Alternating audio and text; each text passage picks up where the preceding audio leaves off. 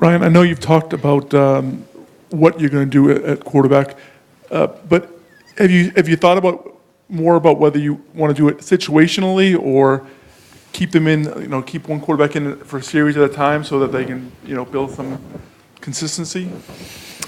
The comfort level of the quarterback and his rhythm is something that is always an issue with them, and I can't help them with that.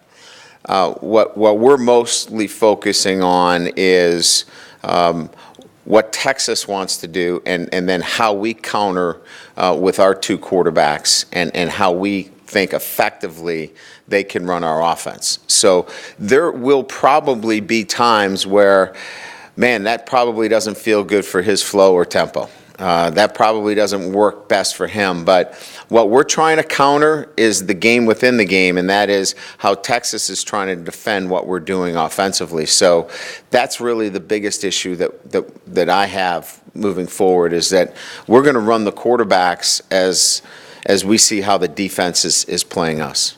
And this game is a game of routine. Do you worry about that just having two quarterbacks will upset things a little bit, just the fact that you have to do things differently when you're warming up, splitting the warm-up times with the first team and all that, and just how everything progresses during the game? I'm not that worried about it. They're two veteran players. They know how to play. They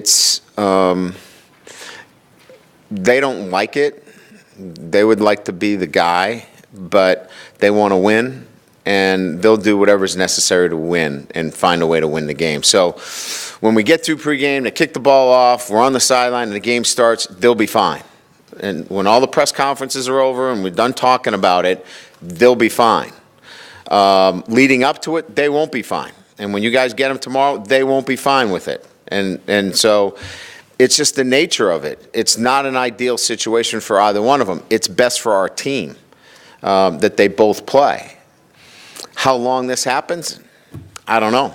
We'll see how it plays out. Would you prefer coming out of it knowing who the number one quarterback is for for at least the next game? It depends how both of them play. But would you prefer to? I mean, is that your hope that you find somebody? I'm not trying to elude the question, but if they both play dynamically and they feed off of each other, my ideal situation would be I'm playing them both because they're both playmakers. And if we can find a way that they both can feed off each other, help our offense to be the productive offense that we want it to be, I'd love to see them both play. And nobody seems to think that can happen, but we're going to give it a shot.